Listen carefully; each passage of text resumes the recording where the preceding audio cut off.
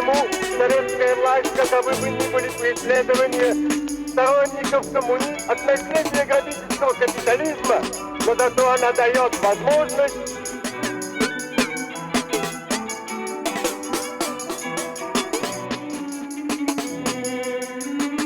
почему советская власть, каковы бы ни были преследования сторонников коммунизма от наследия грабительского капитализма, но зато она дает возможность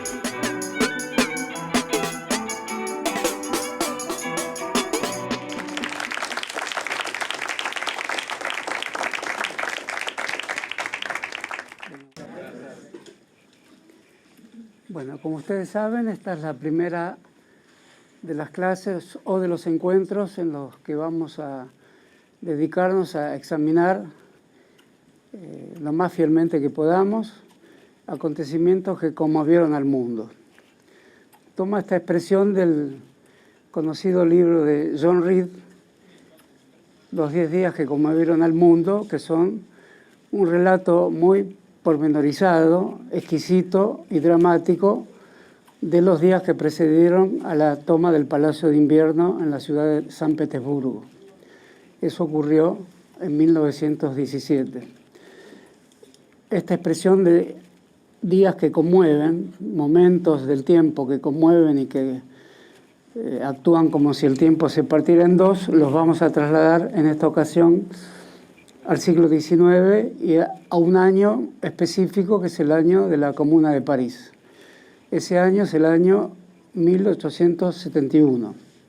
Es muy difícil que para los que sigan la historia contemporánea, ese año en la historia europea no signifique una fuerte conmoción, para tomar exactamente esa expresión, o algo tempestuoso, con lo que generalmente se compara las revoluciones, es decir, un conjunto de acontecimientos que, sumados, conjugados y articulados de vastísimas maneras, trastocan la vida cotidiana, ponen en juego un conjunto de utopías, cambian los horizontes de expectativas y de alguna manera hacen flotar en la atmósfera un sentimiento de furor, de combate, de luchas, de sangres, de fracasos o de conmemoraciones.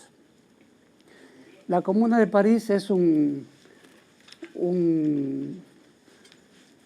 momento de tiempo cuya duración es muy breve, son 3 meses, y sin embargo su memoria es muy amplia.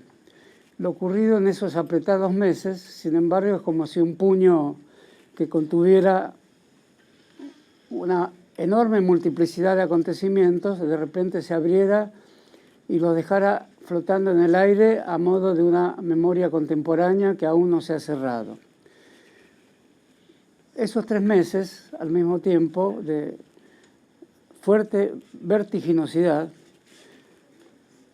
con muchos hombres en armas, con los ejércitos de dos naciones en combate, Francia y Alemania, y la Guardia Nacional de París sublevada, con 300.000 hombres en armas, son los 3 grandes bloques, si nos podemos expresar así, 2 naciones y una ciudad, que protagonizan un enfrentamiento que tiene características de fortísima complejidad.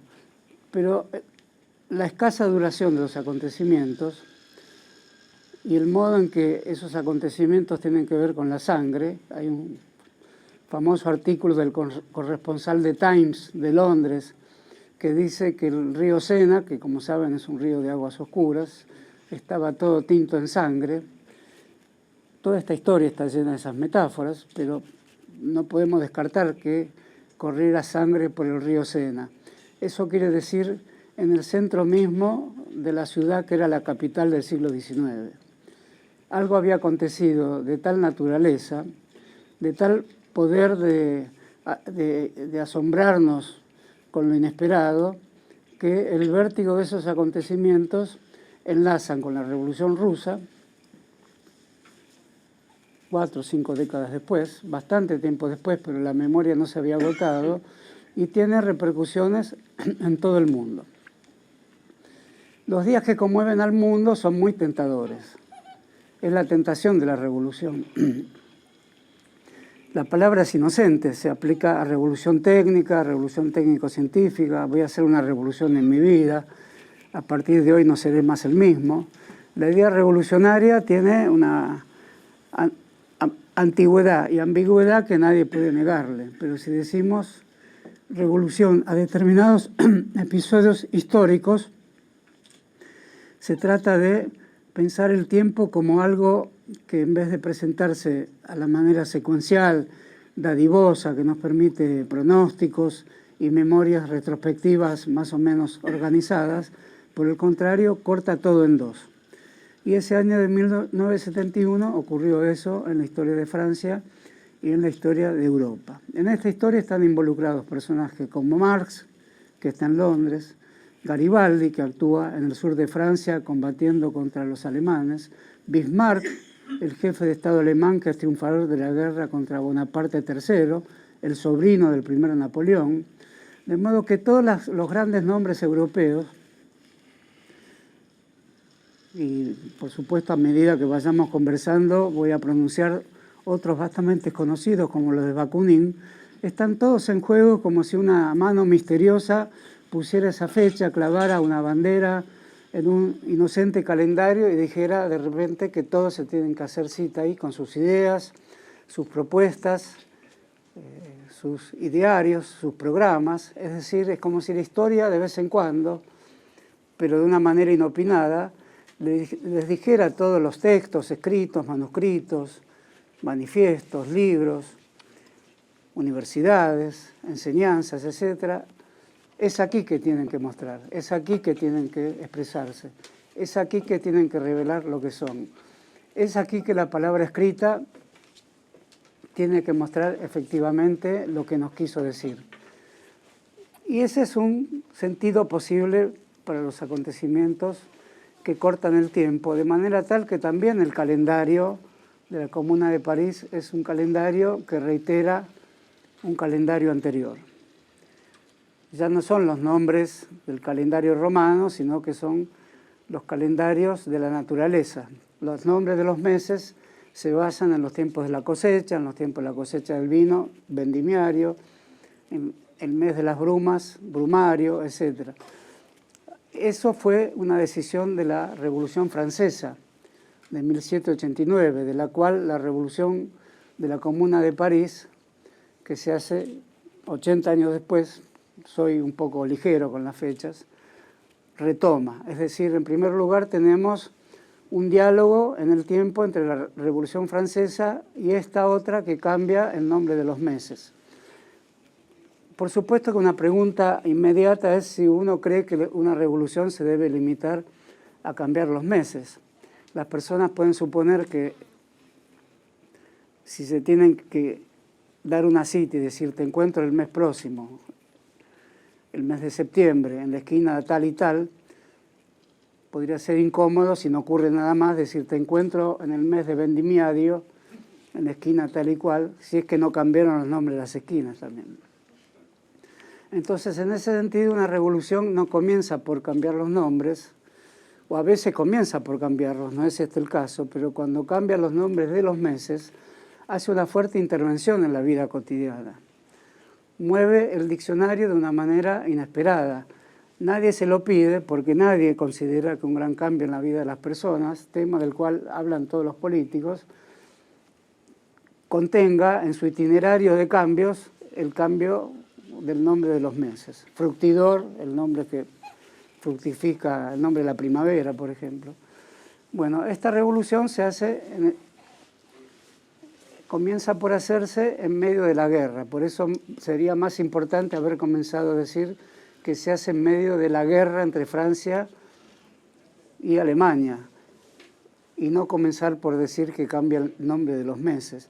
Pero comencé por decir que cambia el nombre de los meses para deducir después qué clase de atrevimiento tiene una revolución para cambiar algo que parece fijo. ¿Por qué nos van a cambiar lo que los romanos con cierta prudencia llamaron octubre, noviembre, diciembre, porque era el mes 8, el mes 9, el mes 10, o julio porque es el mes de un emperador, o Marte por nombre de un dios de la guerra. Hay que tomarse bastante trabajo para, además de cambiar cosas específicas en la sociedad, regímenes de trabajo, regímenes de producción y regímenes de gobierno, para a su vez cambiar el calendario. La revolución concebida así no solo se dirigía a los hombres productivos y no solo se dirigía a cambiar la idea de producción, sino la relación de la sociedad con la naturaleza. Pero ocurre, como tantas veces ocurre en la historia, y quizás la historia sea eso, que los propósitos que abrigan naciones que entran en guerra, el caso de la guerra de Francia y Alemania, se declara en el año 1870, un año antes de la Comuna de París. Y es una típica guerra entre dos naciones, una de las cuales está en formación, que es la nación alemana. Y la guerra contra Francia es el indicio más certero de que la nación alemana se forja como tal con una victoria en la guerra. La guerra tiene esa inmediata connotación, forja naciones. Una nación que gana una guerra contra otra nación muy importante. Francia estaba económicamente más desarrollada que Alemania en ese momento. Si Alemania gana una guerra donde todos los pronósticos decían que alguien que se llamaba Napoleón, es cierto que era un personaje muy discutido, como lo fue el primer Napoleón, pero de todas maneras era un hombre que infundía respeto en toda Europa. Entonces ahí Alemania tenía garantizada su unidad a través del llamado canciller con el puño de hierro. Esta idea de asociar el hierro a un poder absoluto, a un poder sumamente decidido, a un poder arrasador, es habitual en la historia contemporánea. Tuvimos cancilleres de hierro, damas de hierro. El hierro y el poder algo deben tener que ver y seguramente en la tradición de las grandes metáforas estas dos cosas deben estar bastante unidas. El canciller de hierro tiene un ejército muy maduro, tiene un ejército muy bien entrenado y el emperador tiene un ejército muy confiado.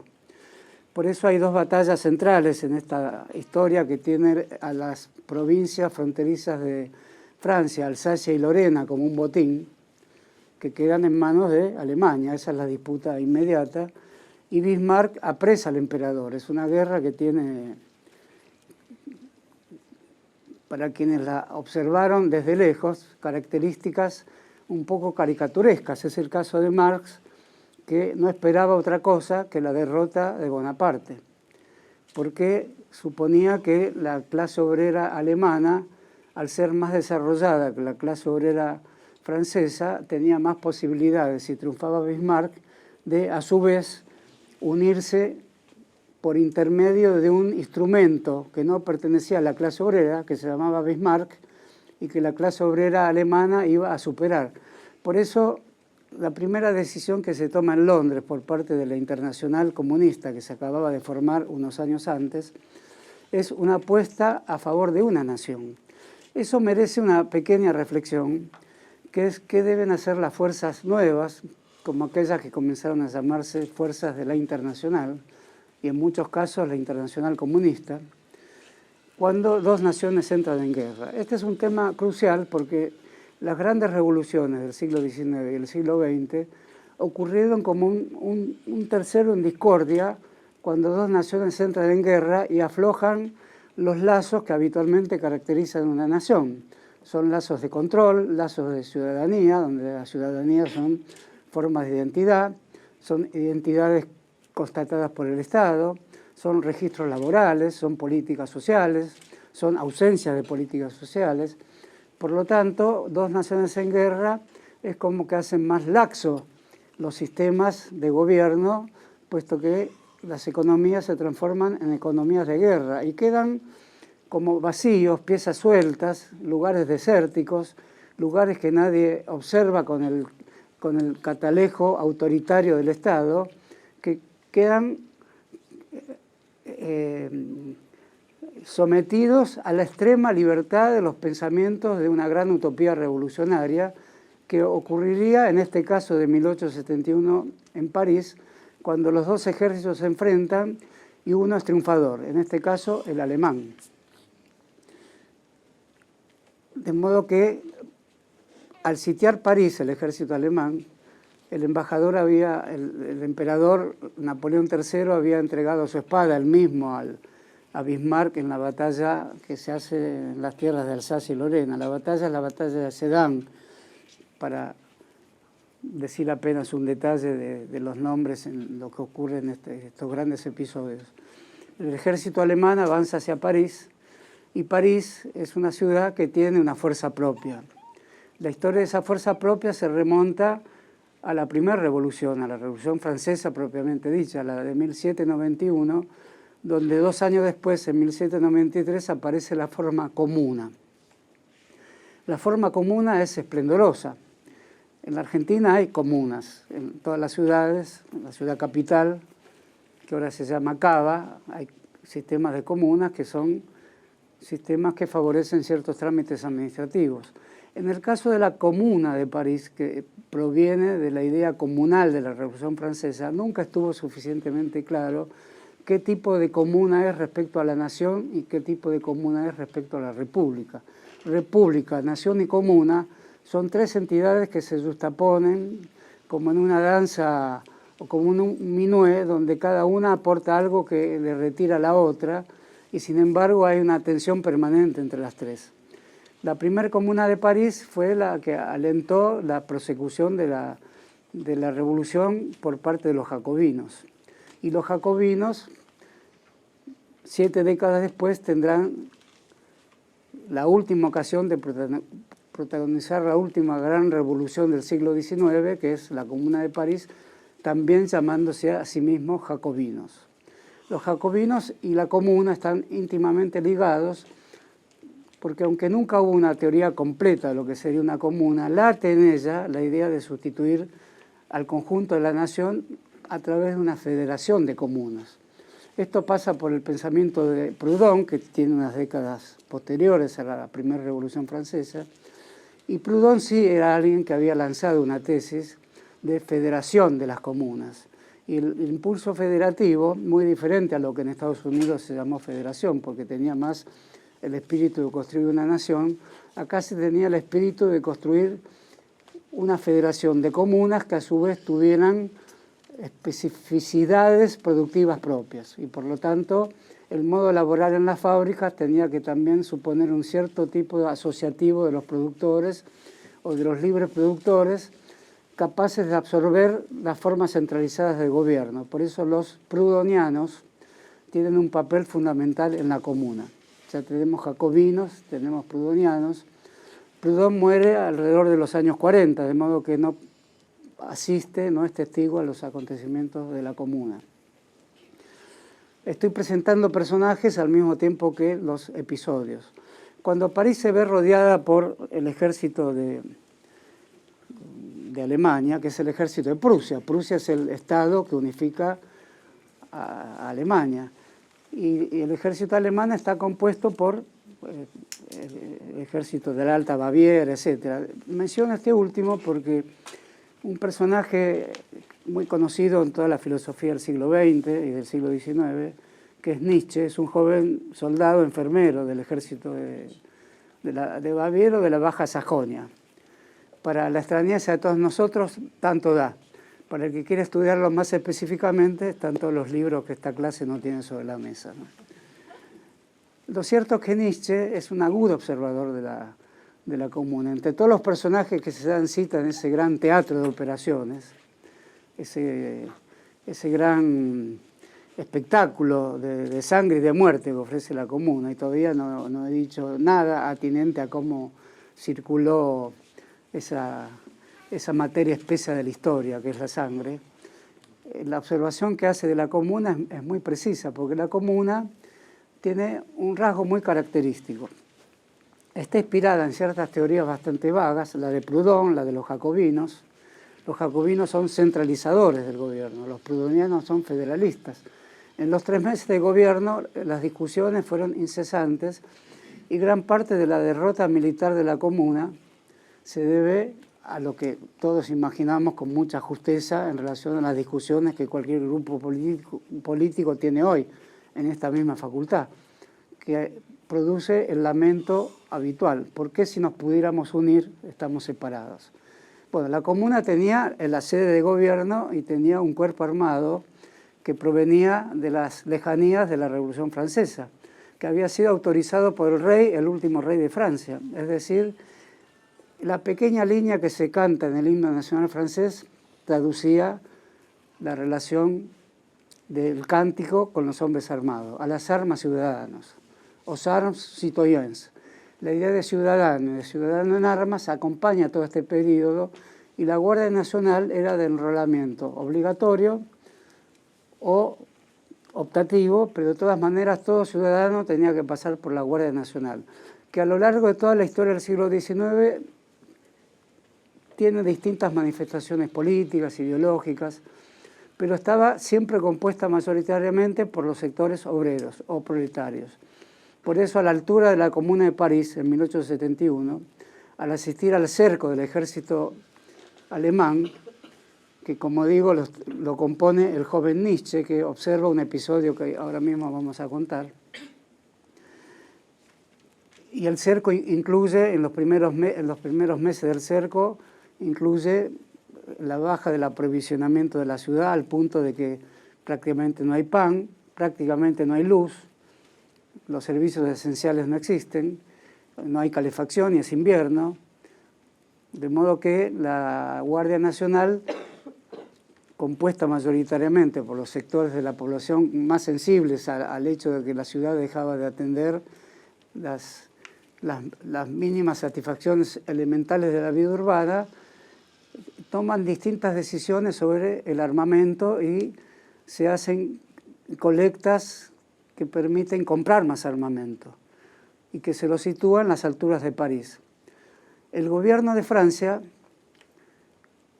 que era un gobierno conservador, que toma el gobierno después de la caída del emperador, y el personaje central de ese gobierno se llama Thiers.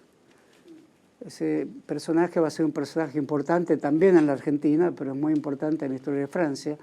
Thiers había escrito una historia de Francia. Todos los personajes que hoy estaban en movimiento en ese gran espectáculo que se desarrollaba ante sus ojos, los había escrito él como historiador conservador, pero que los conocía historiográficamente. Los jacobinos, en todas las variantes que tenía el jacobinismo, en especial el ala más extrema del jacobinismo, llamado los enragés, los furiosos. Bueno, él había hecho esa historia, por lo tanto, tenía ante sí a aquellos a los que había hecho parte de su observación histórica de 7 décadas antes, y ahora era el primer ministro del gobierno que tenía que salir de París para ubicarse en Versalles, muy cerca de París.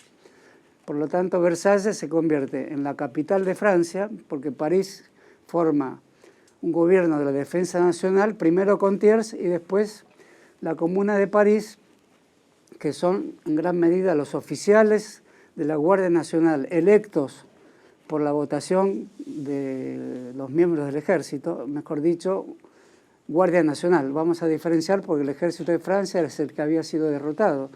Por lo tanto, el poder en París lo toma la Guardia Nacional, y la primera medida del gobierno de Versalles, que no está rodeado por los alemanes. Los alemanes se sienten tan preocupados como los franceses por la toma de París por los jacobinos, que parecían personajes que habían desaparecido, por los proudhonianos y por otro tipo de personajes de los cuales también vamos a hablar, por los blanquistas, que eran los seguidores de Auguste Blanqui, que es un señero extraño y singular personaje de la historia francesa del siglo XIX, que en gran medida inspiró la historia del tiempo circular a Borges, de modo que vemos todos los lazos y las flechas, como si dijéramos, encantadas, que salen y se dirigen hacia la París de aquel momento.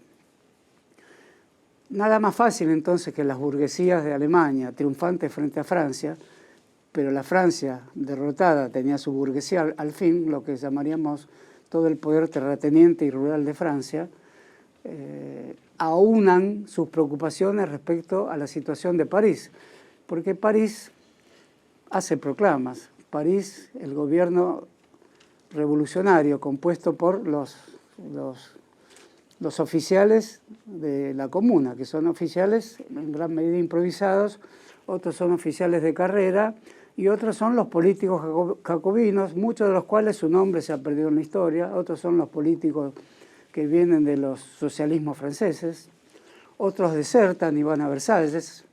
Los socialismos franceses de la época, como ocurre en general con todos los socialismos, algunos toman partido por el sector donde sienten que el socialismo se va a realizar más plenamente y los otros van al lugar donde va a ser reprimido el socialismo en nombre de otro socialismo conservador. Eso es parte de la historia trágica del socialismo. Por ejemplo, Louis Blanc, un famoso socialista francés que educó a las masas populares muchas décadas en el socialismo, pasa a Versalles, pasa a formar parte del gobierno de Thiers, que inmediatamente hace una alianza con el vencedor, con Bismarck. Y Bismarck promete, a cambio de que la indemnización de guerra, porque es lo más habitual, por lo menos hasta la Segunda Guerra Mundial fue así, el triunfador tiene la potestad de cobrar indemnizaciones. En realidad es una extraña legislación esa, porque todos mueren, todos sufren, pero hay un triunfador. Y el que triunfa tiene que tiene que cobrar todos los pagarés imaginarios que le entregó el vencido, que imaginaba a su vez ser el vencedor. Por eso todas las tratativas de paz son pagos de indemnización. Bismarck le promete a Thiers que demorará el pago de la indemnización en la medida que recupere París. ¿Cómo recuperaría París? Con los soldados franceses presos por el ejército alemán. Por eso lentamente van llegando a Versalles soldados derrotados de Francia para que a su vez tengan la victoria sobre los soldados de la Guardia Nacional, también franceses, y también proletarios como esos. Por eso este entrelazamiento de lucha social y lucha civil y guerra recorrerá hasta la Revolución Rusa de octubre todo el pensamiento político. En 1915, un año después de la Primera Guerra Mundial, se hace una famosísima conferencia de la Primera Internacional, creo que es la última que se hace bajo esa sigla, que la comento muy rápidamente porque trata este problema teórico de honda significación, que es guerra y revolución. En la Argentina hay un gran libro de un historiador, Alperín Dongui, que une estas dos significaciones, revolución y guerra. En la discusión de Simmenwald, una pacífica ciudad suiza, y la reunión es en un hotel donde van turistas, que pudieran ir turistas argentinos hoy en un paquete turístico, salvo que el hotel no existe más. Un hotel muy modesto y muy tranquilo, se reúnen todos los jefes socialistas de Europa ante la Primera Guerra Mundial. Y hay una tesis que es una tesis que aúna las lecturas de Clausewitz y de Hegel, que es la tesis de Lenin, que en este momento estaba leyendo a esos dos autores, que no era acostumbrado leerlos en común. Y los lee para ver dialéctica en Clausewitz, el autor de la teoría de la guerra, y para ver tácticas y estrategias en Hegel, que es el autor del sujeto que va creando su conocimiento a medida que cancela un conocimiento anterior de carácter inferior al que obtiene luego, a través del proceso dialéctico. Por esa misma razón, Lenin propone convertir las guerras nacionales en guerras civiles revolucionarias. Esa posición queda en minoría. Trotsky mismo, que asiste a la conferencia de Simmenwald, tiene una posición intermedia. De Lenin, que es un exilado, era muy atrevido, estaba exilado además en Suiza, en Zúrich. Pero los demás socialistas, casi todo el socialismo europeo, la declaración que se firma finalmente una declaración de promover la paz en los países, cosa que fracasó en todos los países donde actuaba el socialismo, pero en algunos casos el socialismo era muy fuerte, el alemán, el italiano, el francés. Todos los grandes representantes de los socialismos europeos se sienten incómodos ante la tesis de Lenin, que los comienza a acusar con todos los epítetos que en Lenin no eran pocos y salían de un exquisito diccionario de improperios, en el centro de los cuales estaba la palabra liquidacionista, que no se refería a las sastrerías del barrio norte cuando hacen liquidaciones. Lenin se refería a los que no pensaban lo que él tenía en la cabeza y tuvo siempre en la cabeza. Una guerra internacional hay que convertirla en otra clase de guerra, en una guerra social, que a su vez es una guerra de clases. Es una transmutación, una transferencia de significados, una cuestión de que unas fuerzas sociales que tienen cierto rostro mutan para el otro rostro que es la otra cara de la moneda. ¿Cómo sería eso? Con un pensamiento a la manera de Hegel y a la manera de Clausewitz. Ese pensamiento tan sutil de Lenin, que es el pensamiento con el cual se hará después la Revolución Rusa, es un pensamiento absolutamente minoritario. Los mencheviques de la época también combaten ese pensamiento y Trotsky es el mediador. De ahí las diferencias futuras de las que hablaremos próximamente entre Trotsky y Lenin, que nunca se saldaron enteramente. A pesar de lo que pudiera parecer, Trotsky en ese momento es más prudente que Lenin. Y los socialistas europeos después tenían que ir a sus naciones en guerra a explicar que querían una guerra de clases, con pueblos enfervorizados por la razón nacional, por la racionalidad que estatuía el régimen de las naciones. Es decir, por un tipo de nacionalismo que abarcaba grandes porciones de pueblo, los socialistas eran reclamados por Lenin para que fueran a lanzar una guerra social. A ningún socialista de la época, por más avanzado que fuera, le parecía sensato eso, y el mismo Trotsky emplea la palabra sensatez, pero la Comuna de París se ajusta un poco a este modelo de que una guerra entre naciones crea un vacío difícil de definir, pues el vacío donde un Estado queda destruido y el otro Estado se ve embarcado en el cobro de indemnizaciones en el sitio. También el vencedor tiene víctimas, también el vencedor ve como vida su estructura social, también el vencedor de alguna manera es vencido en una guerra, así como el vencido de alguna manera adquiere derechos morales de reparación futura que puede llevarlo en una inverosímil cadena de acontecimientos de este tipo a otra guerra. Por lo tanto, en esa fisura de la historia, la Comuna de París ensaya su propia guerra de carácter defensivo. Elementos no le faltaban. Hoy decir 200.000, 250.000 hombres en armas ante soldados alemanes bien preparados pero cansados, habían derrotado 2 veces al emperador. Soldados franceses que eran prisioneros y tenían que combatir contra otros ciudadanos franceses que enarbolaban la bandera roja. Es la primera vez que una bandera roja flamea sobre un edificio público de envergadura.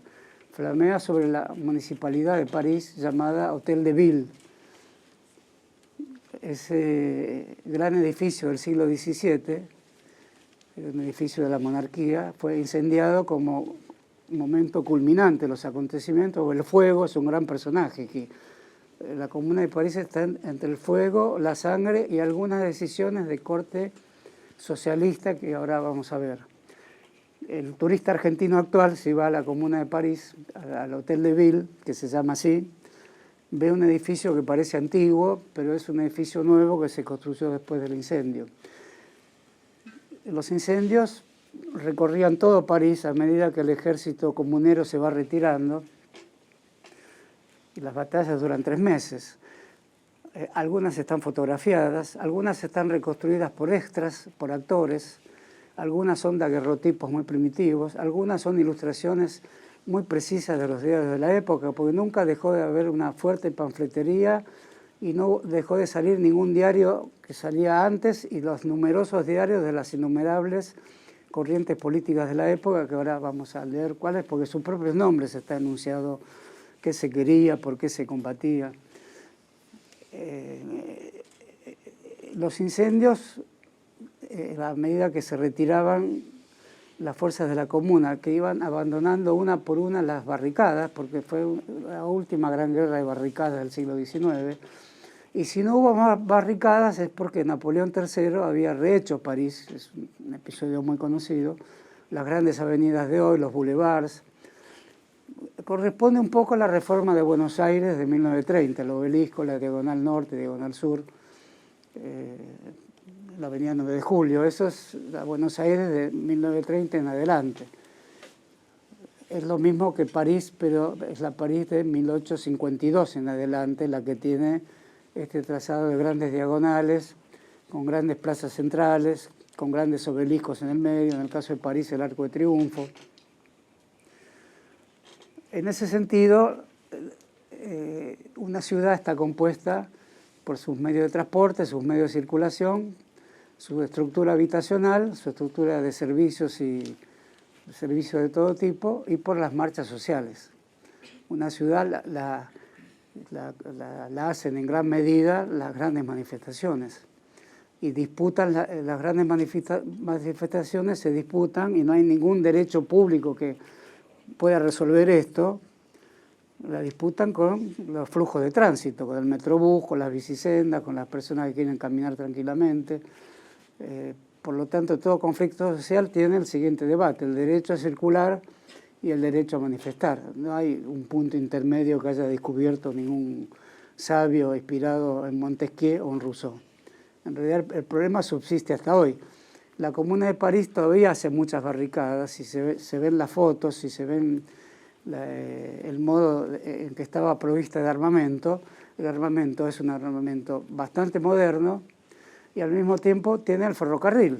El ferrocarril es un ferrocarril importante. Las estaciones, muchas son las que están hoy, Saint-Lazare, Lyon, y el ferrocarril es un formidable instrumento de guerra. Lo sería mucho más en la Revolución Rusa.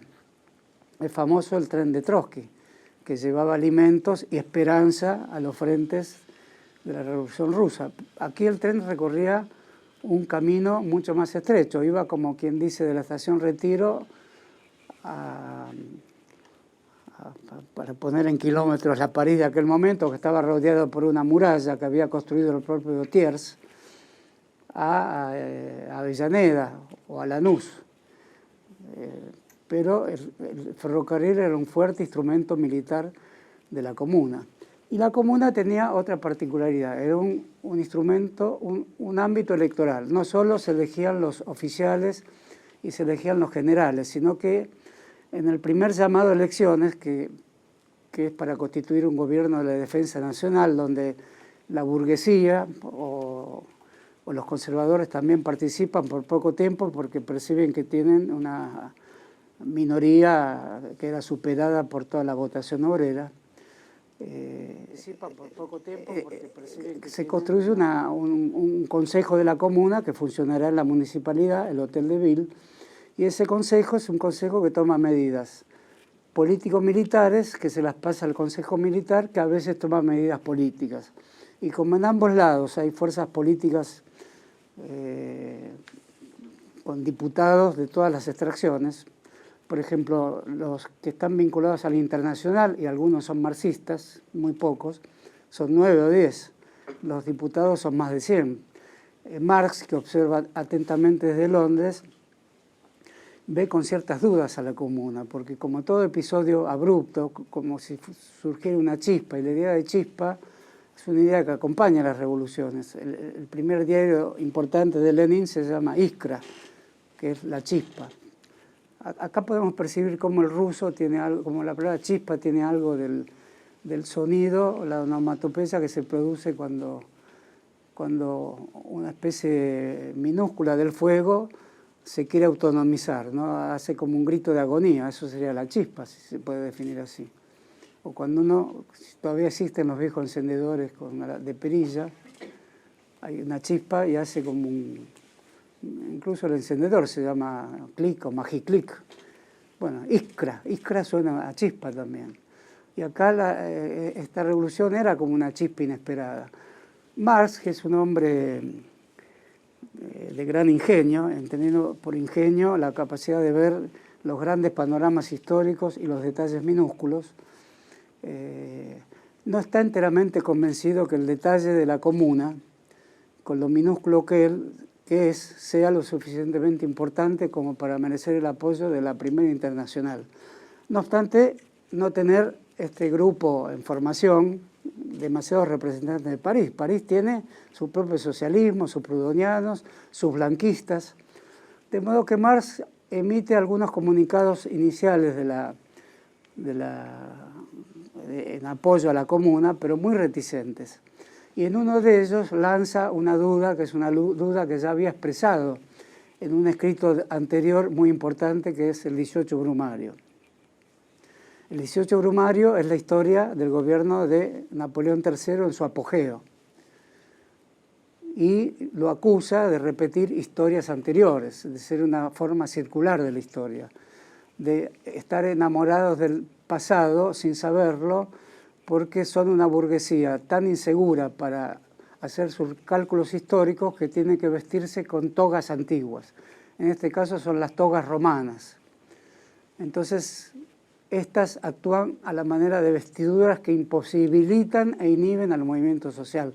Marx es muy adverso a la idea de que el movimiento social, que tiene que tener como una inherente transparencia de saberse a sí mismo como tal, como para usar las vestiduras que encarnaban personajes antiguos, como Sila, Solón, Cicerón, los emperadores romanos. Y la Revolución Francesa tiene mucho de inspiración romana. Y Napoleón Bonaparte III también, y la burguesía que lo apoya también. Esa es la condena de Marx a Napoleón, el tiempo cíclico de la historia que se repite, pero siempre se repite peor. Siempre hay una comedia tras una comedia, y si la primera vez fue trágica, esta segunda es más despreciable. Si es que admitimos este pensamiento un poco discutible de Marx de que la comedia no es tan importante como la tragedia. Uno podría decir, el mismo Hegel, cuando escribe sobre estas cosas, termina admitiendo el género intermedio de la tragicomedia. Bueno, Marx llega a decir en algún momento de la Comuna de París, es como si se le escapara, como si fuera alguien que escribe rápidamente un comunicado, que después dice, caramba, ¿qué he escrito? Dice, cuidado con que los compañeros de París no repitan lo que la historia tiene de mala consejera respecto a la tentación que le ofrece el pasado al presente.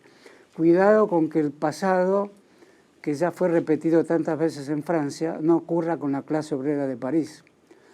Eso era una fuerte, quizás involuntaria, manera de hacer lo que no hubiera querido hacer, establecer un pespunte de censura sobre un movimiento que trastocaría toda la historia de Francia y llegaría a todos los confines del mundo con su mensaje de que era posible trazar una línea divisoria en la historia de los hombres, por la fuerte carga utópica que tiene la Comuna, utopismo al cual no era afecto Marx. Marx, al final de la Comuna, cuando ve lo que ve, es decir, ve, pues la Comuna fue un movimiento militar cauteloso, tomó determinaciones drásticas en cuanto a fusilamientos, escasas, pero fusiló al obispo de París. Eso no era cualquier fusilamiento. En cambio, cuando entra el ejército de Versalles hace miles de fusilamientos, se calculan 20.000, no hay datos en lo que alguien se pueda basar explícitamente. Ahora vamos a ver cómo se elegían las víctimas. En realidad fue una carnicería que espantó a la burguesía mundial, digamos, al modo de la pregunta, ¿pero era necesario tanto? Hay un trazo humanístico latente, finamente audible en las historias burguesas, de quienes estaban en contra de la Comuna, pero también en contra de tantos fusilamientos. No obstante, tanto salvajismo fue acompañado por una buena parte de la cultura francesa. Son los años de Flaubert, son los años de Victor Hugo, son los años de Baudelaire, que creo que ya había fallecido, eso no recuerdo bien. Son los años de Eugenio Sue, Eugène Sue, si es que pronuncio bien. Es decir, ya no estaba Balzac tampoco, pero son los años de Émile Zola. Todos los que mencioné desaprueban a la Comuna, no como, salvo Victor Hugo, que está exilado en Bélgica y se dispone a apoyarla por ser un fuerte enemigo de Napoleón III y estaba exilado precisamente por Napoleón III. Pero Flaubert en sus cartas íntimas es muy salvaje. Si uno lee las cartas de Flaubert a su amante Louise Colette, es el Flaubert de Madame Bovary. Madame Bovary es un momento de sueño, es alguien que inventa mundos a través de lo que lee, un formidable personaje que tiene la lectura como un fuerte contraste con la realidad, sin que sepamos nunca si estaba equivocada o si puede pasar a la inmortalidad como una eterna lectora de algo que no era, pero que lo redimía por la lectura. Bueno, ese Flaubert es un furioso. Hoy en la Argentina, en los climas que se respiran de odio, podríamos tomar cualquiera de las frases que se leen en los lugares donde estas frases se escriben, inscriptas también en el odio hacia la comuna. El hombre que escribió el Yo acuso defendiendo a Dreyfus, también contra la comuna. Es decir, no era un caso fácil la comuna. Prácticamente toda la vida cultural más importante, los Goncourt, que son escritores conservadores, no se podía esperar muchos de ellos. Y tenemos al joven misterioso, a Valéry, que tuvo cierta simpatía por la comuna, era muy joven, y nuestro amigo, que aparece creo que en algunas de las imágenes de aquí, Rimbaud, o Rimbaud, según como se quiera pronunciarlo, que era muy joven y que está rodeado de leyendas. Como era un aventurero, y finalmente termina yéndose en tanto tal a África, es uno de los tantos aventureros africanos, y en pos del comercio, de haber escrito Una estadía en el infierno y unos pocos más memorables textos que también cambiaron la literatura francesa. Se suele decir, sin que haya demasiadas comprobaciones, que estuvo en algunas de las barricadas. Si hacemos el balance, y si fuera cierto lo de Rimbaud, efectivamente vale 3 horas de barricada de Rimbaud, valen 40 condenas de Eugenio Sue o del propio Émile Zola. Por eso también podemos, no sé si se entendió el mal chiste, ¿no? Unas horas de barricada de Rimbaud valen más que todas las condenas de todo el conservadorismo. Que el que llama la atención es Flaubert, un hombre de vasta comprensión de lo que es la conciencia que está en continuo conflicto consigo misma. Alguien que puede percibir con tanta sutileza un conflicto espiritual no pudo percibir ese enorme teatro que se abría en la ciudad de París. Mencioné a Auguste Blanqui. Auguste Blanqui estuvo preso, y eso no era una novedad, es el gran preso del siglo XIX, y es el orientador de un grupo difícil de definir hoy porque se lo define con el nombre de su creador, que era un grupo conspirativo que Lenin lo toma como antecedente, porque cree que en ese grupo de conspiradores, cuadros preparados, está la conciencia obrera, que por sí mismo sería solo una cuestión empírica de luchas gremiales, sino la suma de la comprensión de la totalidad histórica. El blanquismo era un grupo de conspiradores de ese tipo, de naturaleza socialista jacobina, digamos así. Los jacobinos también son un grupo centralizador y no antiestatista, como era el proudhoniano. Y este grupo es un grupo que además tiene frases como colgaremos al último burgués con las tripas del último sacerdote. Puede no ser gracioso e inspirar cierto estremecimiento, pero al historiador objetivo no se le mueven los pelos si dice una frase así. Decirla hoy equivale a no comprobar cómo el lenguaje político tiene algo que suaviza eso y muchas otras cosas que lo empeoran. De modo que esa frase muchos la recuerdan con cierta gracia. Esa frase surge del blanquismo.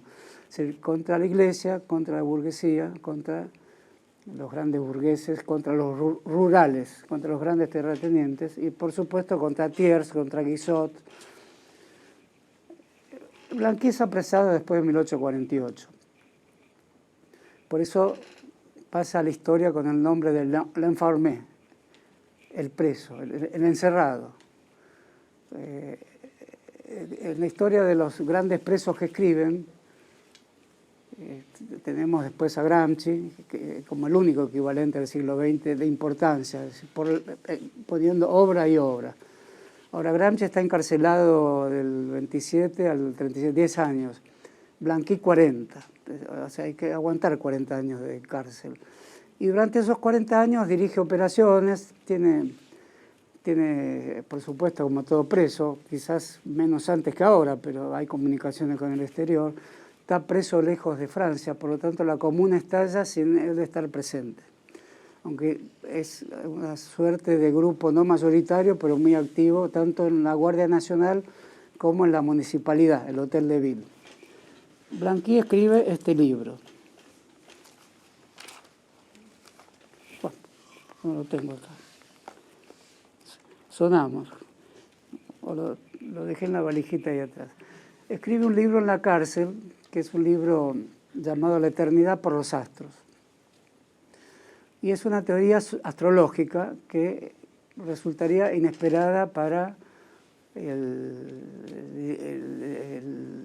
la marcha del socialismo, que es un campo de hipótesis respecto a cómo las fuerzas de la producción se combinan con ciertas fuerzas simbólicas, morales, con acciones sociales y políticas, y con promesas colectivas que se encarnan en figuras llamadas militantes. Este libro es un libro sobre cómo el mundo de los hombres es finito en tanto tal. Por lo tanto, cada hombre está destinado a una muerte y, como diría Sartre, cada uno puede vivir solo su propia muerte, no la muerte de los demás.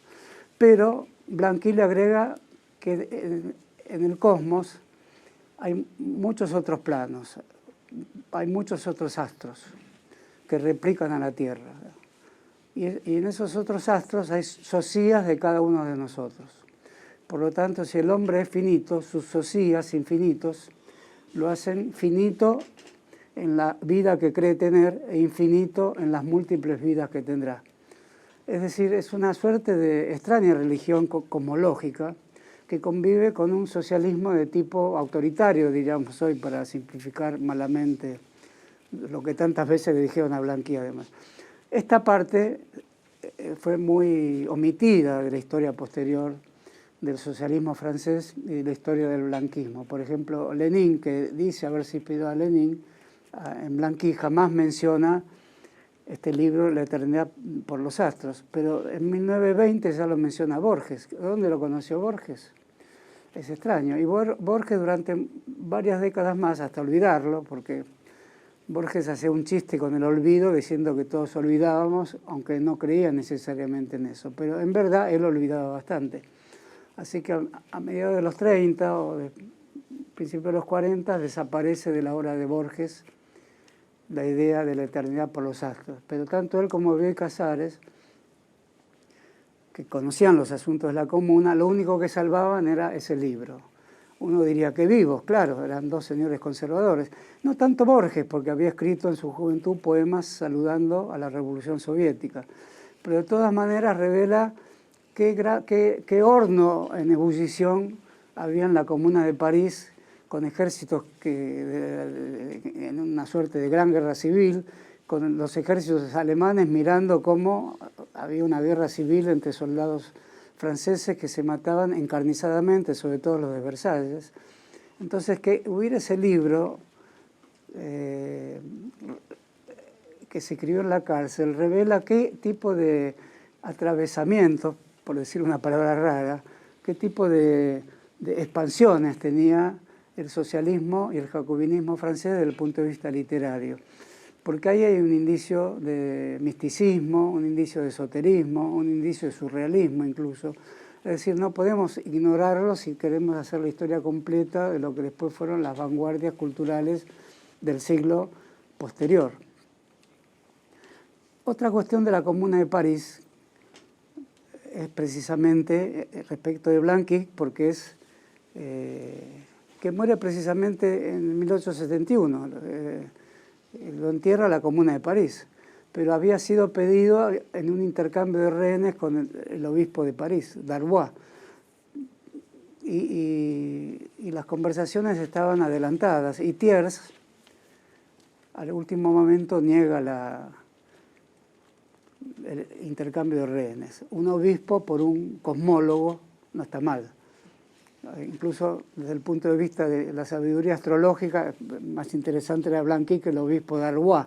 Pobre obispo de Arbois, que se podría decir, el que fusila es responsable por lo que hace, pero en la trama intrincada que se había establecido por el canje, la comuna se vio obligada a fusilar un obispo, porque el intercambio con Blanqui no se produce. Desde el punto de vista de la guerra, lo que uno en la vida cotidiana toma por pequeñas humillaciones, donde tal o cual me mojó la oreja y me voy a casa y me trago la ofensa, o si no reacciono mal y después me arrepiento, en fin, son triviales cuestiones de la vida cotidiana. Pero en una guerra, cuando está planteado así un canje, el que dice, bueno, entonces si no querés el canje te devuelvo el obispo y vos no hagas nada, no es así. No es un partido de rugby donde hay cierta violencia controlada, es un partido de fútbol donde hay más violencia y no tan controlada. No es la política argentina, en fin. La Comuna de París no puede volverse atrás y fusila a Darbois. La Comuna de París tiene una especie de estructura simbólica muy fuerte. ¿De dónde sale el pensamiento simbólico? Porque es una discusión habitual entre nosotros, muy habitual, tener cierta reluctancia o resistencia a que interfiramos un análisis económico, por ejemplo, la importancia de un banco, de las LEVACs, por ejemplo, con decir, no, yo no voy a analizar las LEVAC, no me importa para nada, voy a analizar la importancia que tiene que no le saquen el nombre de Centro Kirchner, el viejo edificio de correo. Y ahora yo pensé, bueno, pues es un símbolo, mirá que con las LEVAC nos vamos todos al pozo. En realidad no son fáciles las discusiones de lo que entrañan los símbolos que son consagrados por ciertos nombres y que se alojan en ciertos edificios, que alojan, además de personas y actividades, nombres, con los nombres que tiene la economía, que son simbólicos también, pero que no se entorpecen mutuamente a fin de que el economista pueda hacerlo con seguridad, trazando una línea que delimite el campo de los símbolos o de los nombres, y el nominalista tenga también la libertad de no hablar de la moneda, etcétera, a no ser que sea Marx, que hizo de la moneda una forma también de la religión llamada fetichismo, etcétera. Bueno, en este caso, la comuna tiene un pensamiento basado en que hay un poder monumental en París, del cual inmediatamente hablaremos, porque a él le destina el fuego, pero no se lo destina de inmediato. Se lo destina cuando ve perdida la ciudad. Por lo tanto, un movimiento no monumentalista, pero que no tenía propuestas arquitectónicas basadas en la monarquía o basadas en las pirámides egipcias, ni en el barroco ni en el neoclásico. La comuna no tiene tiempo en 3 meses de desarrollar ni un pensamiento económico, ni arquitectónico, ni estético, salvo un pintor realista llamado Courbet, que tuvo una idea basada de algún modo en la pintura. La idea era tirar abajo el máximo monumento del imperio, tirarlo abajo. Y el máximo monumento del imperio era la columna de la Vendôme, que actualmente está en su lugar, en la plaza de la Vendôme, que es una de las plazas más coquetas de París. Esa columna tiene una historia muy especial porque fue un homenaje a Napoleón, que entra en Italia y llegando a una batalla a los austríacos, en fin, y genera la protección al reino de las 2 Sicilias, en fin. Era una de las tantas batallas que estaba empeñada la convención que surgió de la Revolución Francesa. Napoleón tenía 25 años. A la vuelta, con los cañones de esa batalla, se hace el monumento. Es un monumento de bronce muy alto, de estilo neoclásico, es una especie de victoria alada. Para tirarlo no era fácil. A ese pintor se le ocurre tirarlo. Digo Courbet, pues es un pintor naturalista, enseguida escapó, pero después lo agarraron y tuvo que pagar la indemnización del monumento. No sé cómo hizo el pobre hombre, porque... Y los ingenieros demoledores que tenía la comuna tuvieron varios días para pensar cómo al caer no aplastar a nadie. En fin, hay una famosa foto del monumento caído, pues fue serruchado oblicuamente para que cayera, como hacen los hacheros, que si corta el árbol oblicuamente de los dos laterales, cae hacia un lado o hacia el otro, o hacia el lateral que fue cortado más. Esto serrucharon solo de un lateral para que cayera del lado contrario a ese lateral oblicuo de lo alto a lo bajo. No sé si explico bien esta clase de ingeniería. Lo cierto es que al caer hay un gran festejo, se ve una gran foto, es la máxima foto de la comuna, de soldados tomando vino con la cantimplora. Es decir, un momento feliz. Nietzsche, por eso lo citaba, en Así hablaba Zaratustra, percibe eso, percibe, lo ve, le cuenta, pues los soldados dije la Baja Sajonia, creo que es la Baja Sajonia. Lo veían de lejos, pero veían todo lo que pasaba, o se enteraban. Y escribe una frase estremecedora, voy a decir, Así hablaba Zaratustra. Le dice, sí, tiren abajo las columnas, le dice a los llamados comunars. Ellas volverán mucho más seductoras a su lugar. Y esto parecería ser un pensamiento que se adecua a todas las épocas. Da la impresión de que el que trabaja con símbolos, la vida política, la vida artística, sobre todo la vida política, lo primero que tiene a mano es asociar con un símbolo el gobierno anterior. El gobierno anterior deja palabras, deja señales, deja personas, en fin, de todo eso hay una tentación de desembarazarse, pero si son símbolos, hay algo que implica la decisión de tirarlos abajo. No, por ejemplo, el Centro Kirchner no se animan a sacar el nombre, dijeron varias veces. Hay algo que impide sacar un nombre.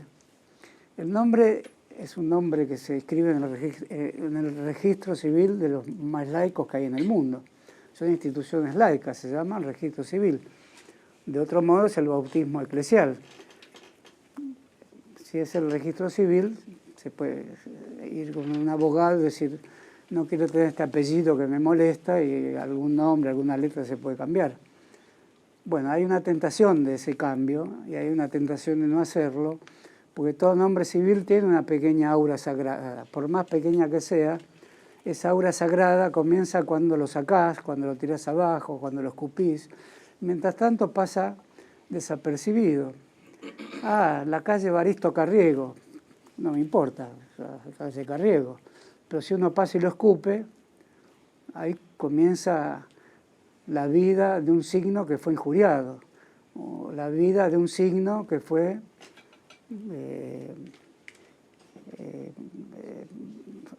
alcanzado por una herejía. Entonces hay algo a reparar ahí. Bueno, ese pensamiento resume mucho lo que es Nietzsche. Nietzsche es algo que ve en lo inmediato, en lo insulso, en lo inverosímil, en lo desapercibido, en la vida cotidiana, ve algo de absurda sacralidad siempre.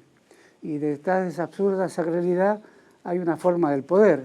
La voluntad del poder no es explícita, es lo que vuelve después de haber sido mancillada por alguna cosa que no debía haberla tocado.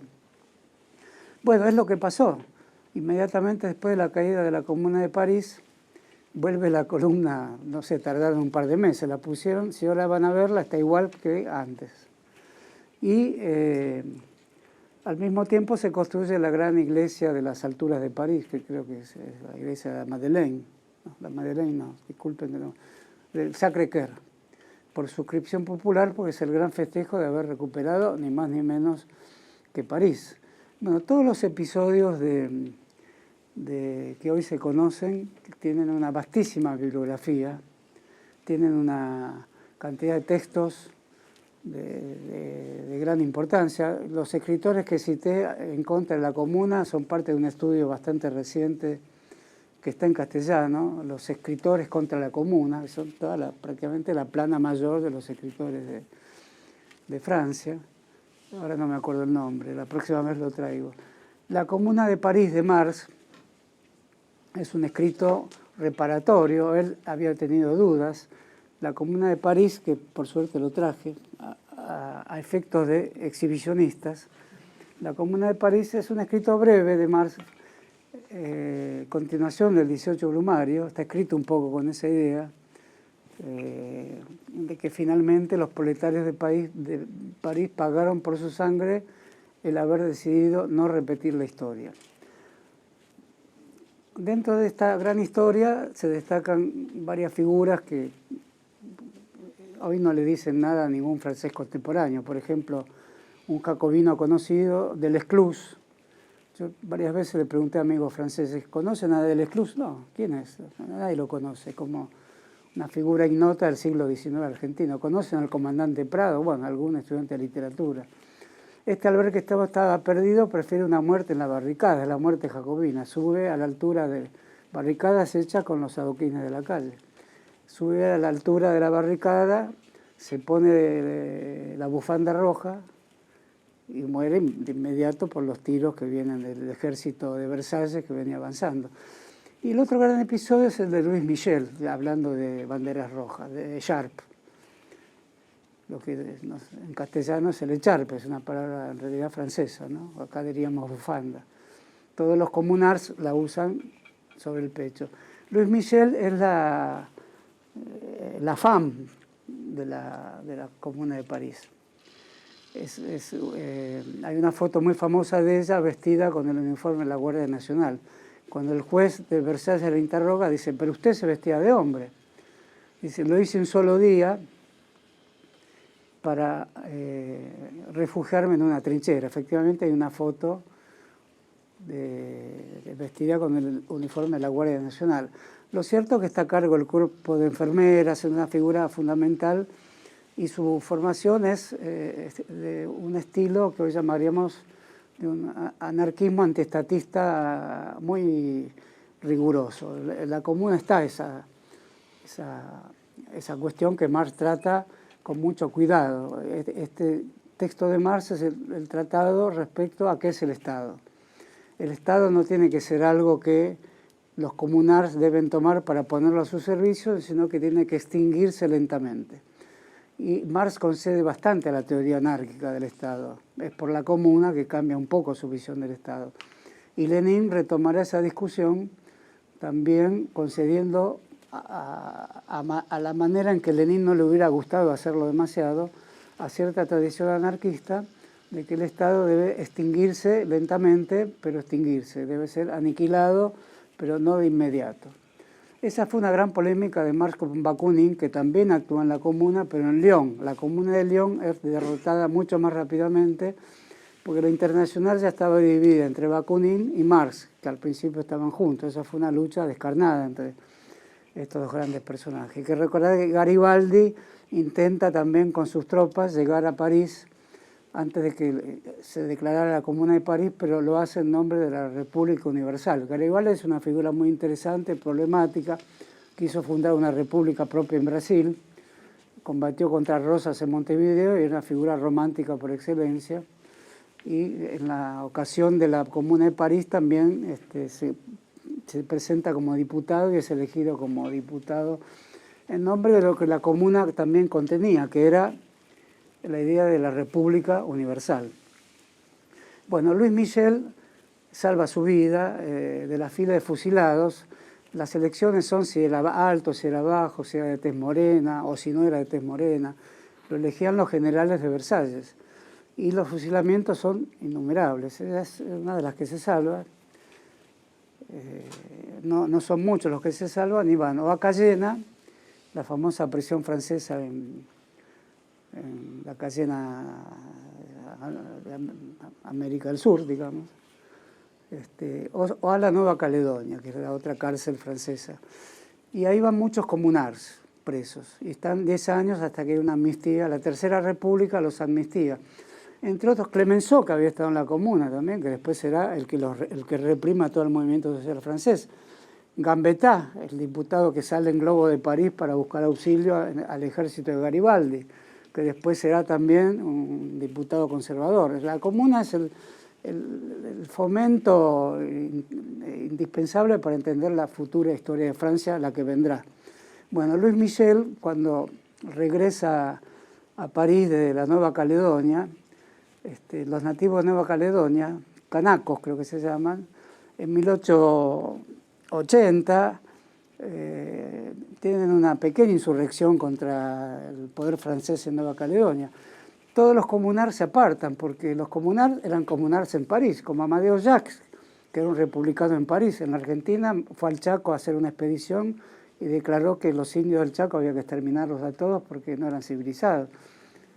Es para pensar, el republicano de la comuna en América del Sur es antiindígena, cumple con todas las características de un socialismo que tiene un fuerte cuño europeísta, aunque no quiero simplificar para nada este problema, lo cierto es que coincide en muchos casos.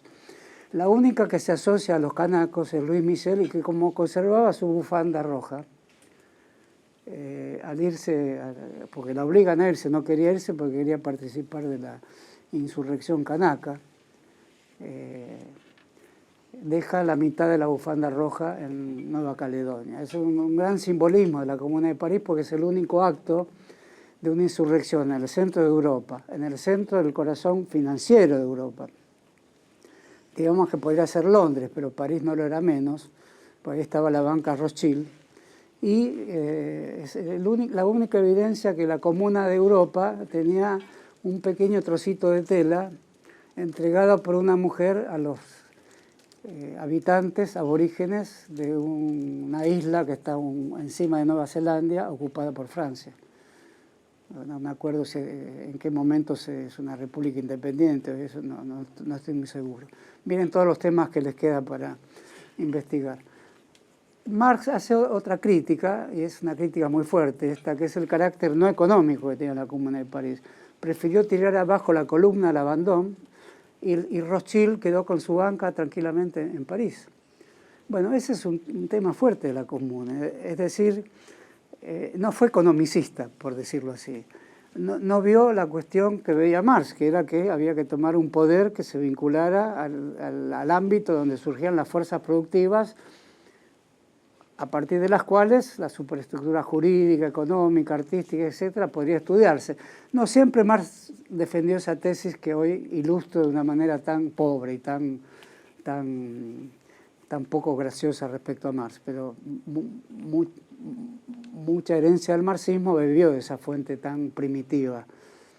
Bueno, la Comuna no era eso, la Comuna tenía una idea de que el tiempo era corto, que se estaba entregando la sangre, que había que crear una república de nuevo tipo de carácter comunal y no se tomaran el trabajo de expropiar un banco, sí de declarar 6 horas de trabajo, de equiparar el sueldo de un funcionario al sueldo de los obreros, de que las panaderías no trabajaran de noche, en fin, todo un tipo de medidas de corte social o socialista que cualquier político socialista hubiera aprobado.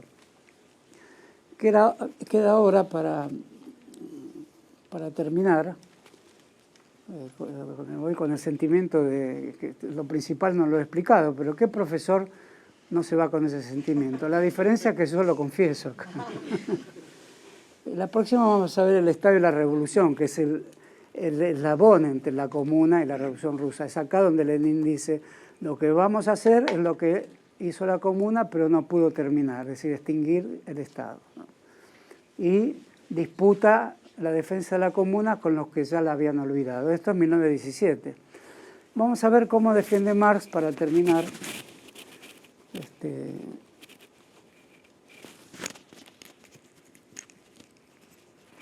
Me saqué una cosa que impediría que se escuche de ahora en adelante. Bueno, la dejo aquí.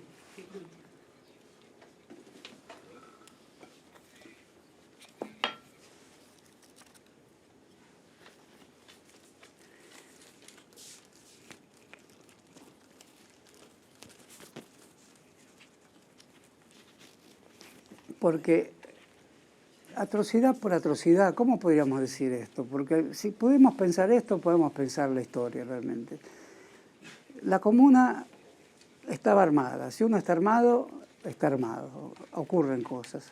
Pero tuvo una fuerte autocontención, fortísima autocontención.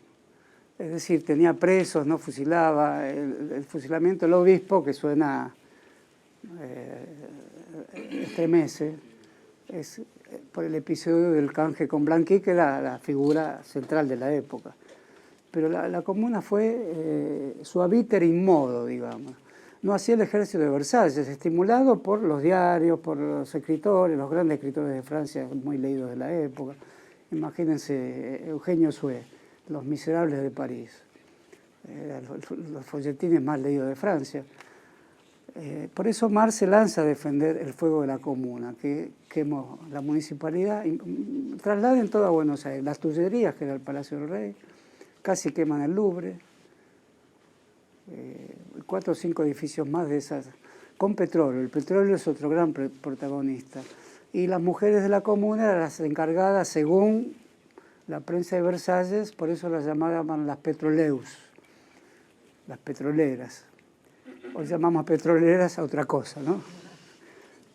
Todo esto Marx lo desmiente ya en caliente, digamos, de una manera muy efectiva, y lo presento como modelo de cómo se puede refutar un infundio, de cómo el movimiento popular puede tener una prosa de alguien que al principio no fue muy simpático. Marx son como las ruedas cremalleras de la historia, y no un conjunto de uniformados que, si ven las fotos, son todos uniformes que quedan grandes, kepis mal puestos. Era la clase obrera de París y la clase pobre, diríamos hoy. Sería casi como hoy, exagerando mucho o poniendo a la Claude Polmero, sería como un populismo de la Francia del siglo XIX lo que estaba en armas.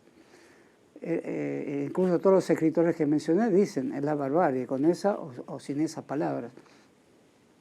Cuando los gobiernos dan a sus flotas de guerra carta blanca para matar, quemar y destruir, dan o no carta blanca a incendiarlas, a incendiarios. Cuando las tropas británicas prenden fuego alegremente al Capitolio de Washington o al Palacio de Verano del emperador de China, ¿son o no son incendiarios? Responde a los escritores franceses, que les llaman incendiarios o petroleus a las mujeres, que repite la historia de las brujas, el hecho de que mujeres queman el Louvre, ¿no? Este es el mejor Marx de este escrito, ¿no? Cuando los prusianos, no por razones militares, sino por mero espíritu de venganza, hacen arder con ayuda del petróleo poblaciones enteras como Chateautoun e innumerables aldeas, ¿son o no son incendiarios?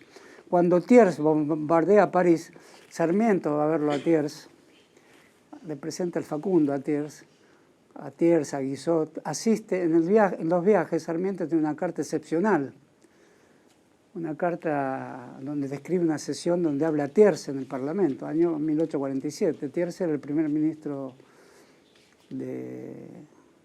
bueno, no me acuerdo quién sigue a Luis Felipe, de la República, antes de que Luis Napoleón III tomara el poder. Y lo describe como un gran orador, mirando fijo a todos lados, a cada uno, bueno, un tipo de oratoria del siglo XIX, cuyo mayor orador era Lamartine, pero después venía Thiers. Y Sarmiento embobado, porque quiere que Thiers lea el Facundo. Al mismo tiempo parecía otro pequeño dato argentino. En 1897, cuando Ingenieros y Lugones fundan La Montaña, diario llamado Socialista Anárquico, en vez de poner fundado el 27 de abril de 1897, comienzan a poner las fechas de la comuna. Ponen también el calendario romano habitual, pero también ponen 27 del vendimiario del año 25. La comuna del 71, ¿cuántos años pasaron hasta 1897? 71, 81, 91, 26. Año 26 en números romanos, pues. O sea, también Ingenieros y Lugones en Buenos Aires cuentan el tiempo a partir de la comuna. Eso revela la importancia que tuvo, y no era porque no habían tomado un banco, era porque había pegado en lo íntimo de la conciencia de las personas, donde quizá hay un monumento que no sabemos que tenemos, un pequeño monumento a derribar o a sacralizar. Había pegado ahí de modo tal que dos jóvenes extraños de Buenos Aires sacan un periódico de nombre francés, La Montaña, y miden el tiempo en relación a cuándo cae la montaña, a cuándo cae la comuna, ¿no? Mientras que Sarmiento y Rosas, por otro lado, que está vivo en Southampton, Sarmiento también es un adversario de la comuna. Paul Groussac asiste al juicio de Luis Michel y dice, pues cuando vuelve le dan una pena más a Luis Michel. Grusac, que está en París en ese momento, ya era director de la Biblioteca Nacional, dice, es muy poca esa pena, esta asesina merece estar toda la vida presa. En fin, ese era el clima que había en el mundo, a favor y en contra de la comuna, ¿no? Bueno, y este es el Marx que defiende a los incendiarios de la comuna en nombre de que el aparato burgués incendia más, e incendia con sentido, incendia por razones de poder. La comuna es como la forma lírica del fuego, ¿no? Cuando Thiers bombardea París durante 6 semanas bajo el pretexto de que solo quiere pegar fuego a las casas en que hay gente, ¿era o no era incendiario? En la guerra el fuego es un arma tan legítima como cualquier otra. Los edificios ocupados por el enemigo se bombardean para prenderle fuego. Y si sus defensores se ven obligados a evacuarlos, ellos mismos los incendian para evitar que los atacantes se resguarden en ellos. El ser pasto de las llamas ha sido siempre el destino ineludible de los edificios situados en el frente de combate. Pero he aquí que en la guerra de los esclavizados contra los esclavizadores, la única guerra justificada en la historia, este argumento ya no es válido en absoluto. La comuna se sirvió del fuego pura y exclusivamente como medio de defensa. Lo emplea para cortar el avance de las tropas de Versalles por aquellas avenidas largas y rectas que Haussmann había abierto expresamente para el fuego de la artillería. Lo empleó para cubrir la retirada, del mismo modo que los versalleses, al avanzar, empleaban sus granadas que destruyeron, por lo menos, tantos edificios como el fuego de la comuna. Bueno, un escrito del siglo XIX. No sé si tiene validez hoy por el modelo de guerra contemporánea, pero evidentemente tiene una validez ética de urgencia, digamos, no puede decir ni uno ni lo otro. Pero aquí el Marx que se ve enfrentado a algo de lo que no era especialista. El especialista en guerra era Engels, no Marx. Y sin embargo escribe esta página. Y una última cosa que no quisiera pasar por alto. Y antes les digo que el otro gran libro para entender la comuna, mejor que Marx, porque la relata día a día, es la de un protagonista que era un anarco-libertario socialista, Lisa Garay se llama. Lisa Garay, con doble S, un vasco francés. Acá traje unos párrafos de él, pero no vamos a tener tiempo de leerlo. Lisa Garay hace una historia excepcional porque se basa en Esquilo para contar. O sea, no hay que ser muy avisado como profesor o como alguien que quiere escribir sobre la comuna para percibir que estos rasgos que apenas pude esbozar dan para una gran tragedia. Y escribe ese libro que se llama Los días de la comuna o Historia de la comuna a la manera de una tragedia griega. Por eso mismo se puede entender que haya tomado algunos párrafos del Marx del 18 Brumario, que toma la tragedia inglesa, no la tragedia griega. Se inspira más en Shakespeare, el Marx del 18 Brumario. En cambio, La comuna de París, escrita por Lisa Garay, que es un libro apasionante, está personaje por personaje.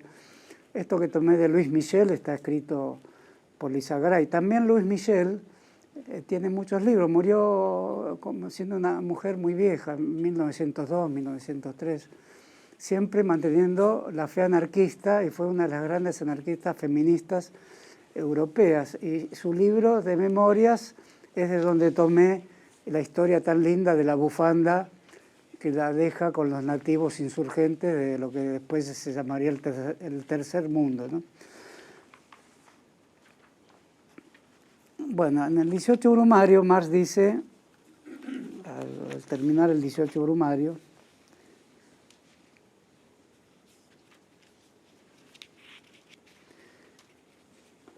que Napoleón copia en París, bajo la forma del culto del manto imperial de Napoleón, o sea, París copia, bajo la forma del culto del manto imperial de Napoleón, el culto a la sagrada túnica de Tréveris, que es una túnica falsa donde se creía que había sido el sudario de Cristo, ¿no? Que por esa época se discute en Francia.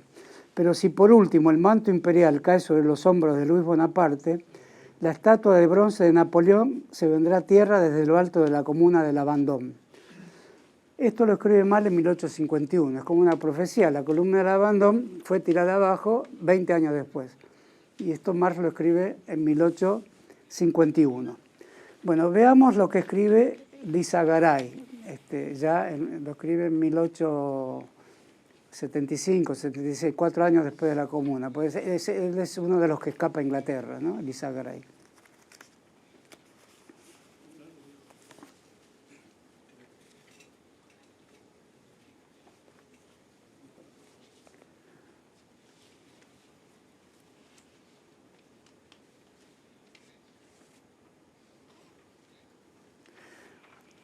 Bueno, habla del terror que siembran los de Versalles y relata lo que una imagen muy conocida, que no sé si se verá acá, explica con una virtuosidad de historieta. Un gran dibujante de París dibuja la última batalla en el cementerio de Père Lachaise. Si uno lo visita hoy en París, está el muro de los Federados. Ahí se fusilaron a los últimos fusilados dentro de la ciudad, después hubo otros fuera de la ciudad. Y ahí está Balzac y otros grandes escritores cuyo nombre de la historia de Francia, están todos enterrados ahí con sus respectivos mausoleos. Y las últimas batallas son de un soldado federado con su bayoneta contra uno de Versalles peleando en medio de las tumbas que dicen Balzac. Bueno, no me acuerdo los otros nombres, pero es muy interesante concebir una batalla donde dos soldados modernos se dan muerte en el lugar donde se fusilan a otros soldados federados y en el lugar donde están los muertos de la memoria de los muertos de una nación. Es interesante esa asociación entre cementerio, batalla, comuna y lápida, ¿no? Es una asociación tremenda de carácter funerario. Bueno, como ya terminamos, leo este párrafo final de Lizagaray, de alguien que dice: este terror es la venganza por lo de la columna de la Vendôme. Esta había caído la víspera con gran ceremonia, justificando un bombardeo de Versalles después de la caída de la columna de la Vendôme. Esta es la venganza por la columna de la Vendôme. Esta había caído la víspera con gran ceremonia, justificando a los 30 años la profecía de Henry Heine. Ya una vez la tormenta arrancó de la cima de la columna Vendôme al hombre de hierro erguido sobre su fuste, Napoleón. Y en caso de que los socialistas llegasen al gobierno, podría ocurrir el mismo accidente por segunda vez, o bien el ansia de igualdad radical será capaz de derribar toda la columna con el fin de que ese símbolo de gloria fuese por entero descuajado de la tierra. Bueno, esta frase, esta es una venganza por lo de la columna de la Vendôme, que es el ataque de Versalles, la dice Enrique Heine, que era un poeta alemán, un gran poeta romántico alemán, que está exilado en Francia en la misma época en que está exilado Marx, en París, 1844. Y descubrimos entonces por Lizagaray algo muy interesante, es un descubrimiento de primera mano, diríamos periodísticamente. Antes yo no había percibido que el gran final que tiene el 18 Brumario, donde parece la profecía de Marx, tirada la columna esta, puede ser que caiga el imperio, 20 años antes. Bueno, resulta que la frase no es de Marx, es de Heine, y quien nos revela es Lizagaray. Pues Heine tiene muchos poemas sociales, es también un socialista moderado, y Marx se inspira en muchos poemas de Enrique Heine, que es uno de los poetas nacionales alemanes del siglo XIX. Entonces, que la columna de la Vendôme, con su personaje encima, iba a ser tirada abajo, Lizagaray dice, frase de Heine, que se convirtió como profecía en realidad 30 años después. Es decir, que Heine la había dicho un poco antes que Marx, y Marx no lo cita. Si alguna clase tiene sentido, precisamente sea para descubrir estas pequeñas minucias y omisiones. Pero vaya si ha tenido omisiones en esta clase. La comuna es un hecho muy ramificado.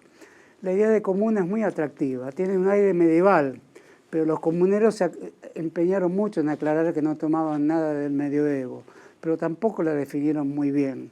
La idea comunal sigue entre nosotros, sigue en la teoría política. Los comunalistas modernos escriben que más que un lugar lleno de atributos gubernamentales es un lugar de una falta, por lo tanto se genera un tipo de individuo nuevo que a la manera de un contrato social, vuelve a la comuna para encontrar también una suerte de vacío creador. Por esas líneas creo que se puede seguir discutiendo con Roberto Espósito o otros teóricos de la comuna. Pero lo cierto es que este nombre irradia sobre Francia, y en mayo del 68 del siglo XX también lo hizo, un conjunto de expectativas de la política que la teoría política en general no puede cumplir, porque no es esto, que es precisamente fusilar, incendiar, justificar incendios, vivir el vértigo entre la vida y la muerte y el último combate entre las lápidas de los cementerios.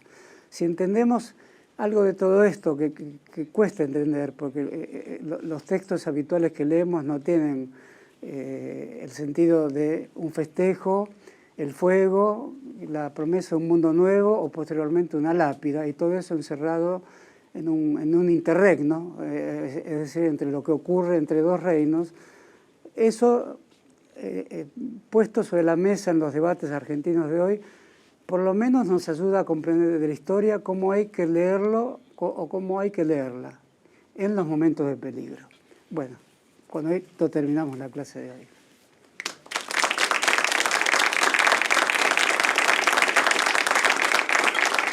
Bueno, les agradezco mucho a todos, les agradezco muchísimo porque para mí fue muy difícil, viejo profesor que soy. Habrán visto que trastabillé lo necesario como para que muchos dudaran lo que debo afirmar. Sí, soy un viejo profesor.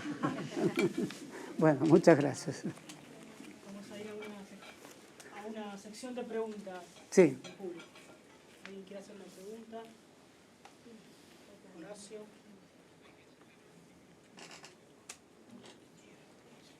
¿Tenemos preguntas?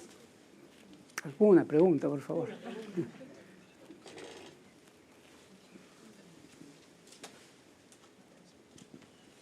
No, parecería que la comuna, me imagino que va a ser por ahí la próxima o la próxima clase, viene a sugerir algo en los soviets, ¿sí? Si tiene algún parangón, algún asidero Sí. en Bueno, eso. Hannah Arendt en su libro sobre la revolución hace ese parangón y lo hace en favor de un tipo de gobierno comunal que ella ve en la revolución norteamericana, sobre todo, a la que ve pervertida después por la aparición de los partidos republicanos o demócratas, pero ve que la primera democracia americana son comunas, y ve que la revolución de la Comuna de París es una comuna, es decir, un poder que surge a la manera municipal, pero no por vecinos, sino por ciudadanos armados, y que defienden un tipo de democracia radical, y traslada ese día a los soviets, que quiere decir precisamente eso, comuna. Y además con la complejidad que le da Marx después a la discusión, no así Lenin, respecto a que el soviet, basado en la comuna, si toma literalmente esa expresión, como se usaba habitualmente en el campesinado ruso, ya tiene indicios de propiedad colectiva de la tierra que permitirían la hipótesis de que podría pasarse de ese primitivismo colectivista al socialismo sin la fase intermedia del capitalismo. Esto revolucionaba internamente toda la teoría de Marx. Marx apenas escribe algunas líneas sobre esa posibilidad y Engels, más cauteloso, las alivia al punto tal que incluso en general trata de que no se lean o las publica de una manera muy marginal, pero el último Marx considera la posibilidad de que haya un comunalismo también, y lo escribe en el último prólogo del Manifiesto Comunista, diciendo que podría ser que de la comuna rusa surja un indicio para todo el mundo sin pasar por el capitalismo, de modo que ahí quebraba en gran medida el corazón de su tesis, que era un modo de la temporalidad lineal.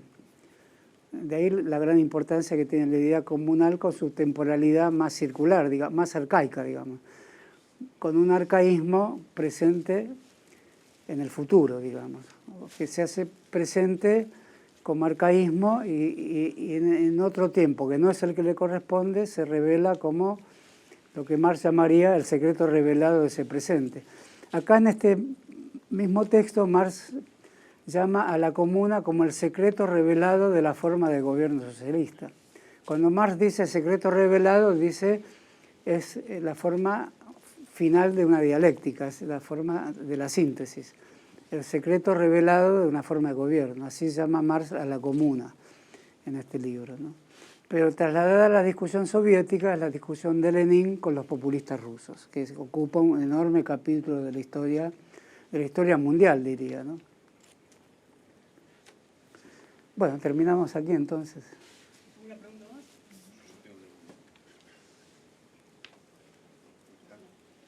Sí.